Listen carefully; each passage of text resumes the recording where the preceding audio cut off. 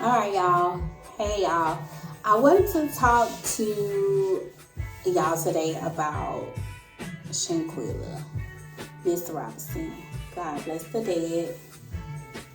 I have been following this story of what happened to her religiously, and especially on social media. And I've seen a lot of comments saying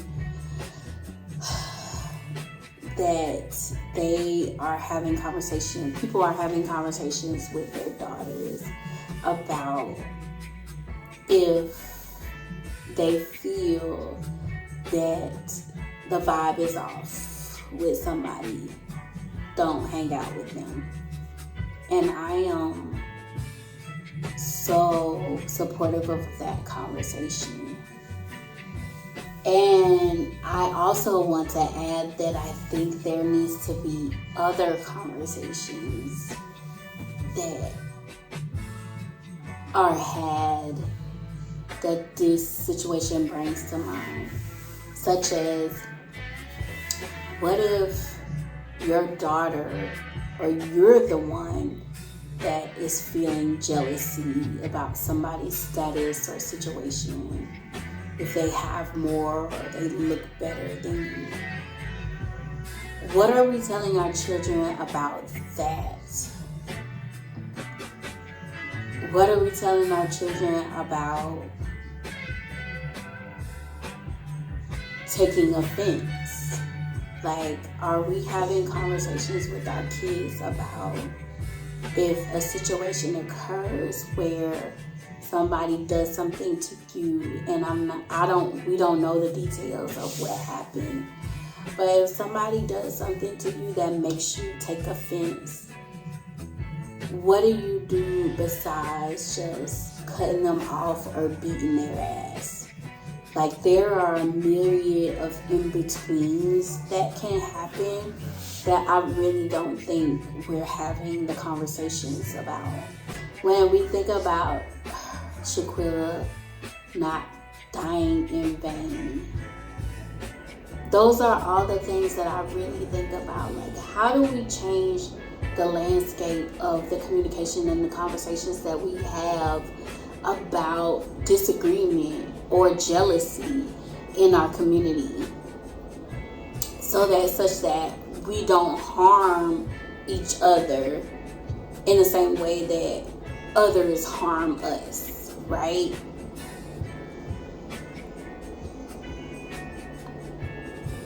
I see everybody rallying for the people that harmed her to be locked up, as they should be. And I also just really want to see us rally for nonviolence in our community as well, with the same vein. Because, to be honest, I think that same energy that is going forward for getting the children locked up, I mean, these grown people, they ain't kids, but they young. The same energy that we're giving to get them locked up is the same energy that got them to the place that they are now. Like, that whole vengeance and you did wrong, so I'm going to do wrong to you.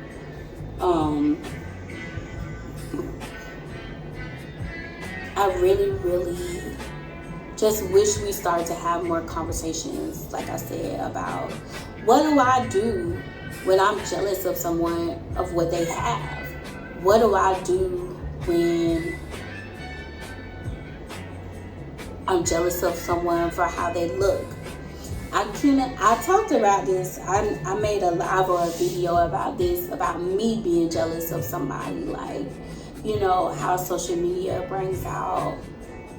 shows you all the perfectly curated lives of all your closest friends and family, or your favorite celebrities. And it makes you think, like, dang, like, what am I doing wrong? And for me, it's more like what I haven't done that I want to do. And I think when I think about jealousy or envy, I always tell myself that I can have that, right? Like the thing that is making me feel something inside of me is telling me that's something I want. So I need to figure out how to get it, not be angry at the person. So pretty much attack the problem and not the person. I think we should have more conversations like that. Like, it's not about her, it's about you. So don't make her the problem. Don't make her the enemy. Ask her to help you figure it out and get it together. And then, if it's a situation of somebody tried you, right? Somebody offended you. Somebody did something that was not right to you. We always have the option to cut them off, right? Like, cut off game for me is strong, okay? And we always have the option to beat their ass, right? To be honest. But I think having assertive conversations more often, having uncomfortable conversations more often, when somebody's done something to offend you, whether that be a really good friend or a spouse or anybody, a family member, being strong enough to have uncomfortable confrontations is really the superpower that we need in our community, I would say. I recently had a conversation with my daughter about just having an uncomfortable conversation with a friend about BO, like her smelling musky. And my daughter did not feel comfortable having the conversation with her friend. And it's just like, if we can't tell our homegirl, like, baby, you gotta get you some new deodorant. I can't have my friend smelling like that, check. Like, we gonna try something different or what? However way you need to say it, if we can't say that, I know we can't say what you did hurt me, right? Because that requires you to be really vulnerable. And that's what I think we need more of in our community. Not more softness or mildness or meekness, but real powerful vulnerability to say, hey, what you did to me was not okay. I don't think we do enough of that. I think we're moving into a place where in social media, we're able to say collectively, Karen, what you did was not okay. But are we moving to a place where we can say, Katrina, girl, what you did was not okay? I think we need a lot of that too. And so those are my thoughts about Miss Shaquilla. And my heart goes out to her family, her mother, her father, and those closest to her, even the people that are hurting because of her. Because I know how I get affected by situations in the world that might not even have anything to do with me, but just that love for other people or feeling like they could have been your sister, that could have been your child or whatever. So I really, my prayers go out to everyone who's hurting because of this situation.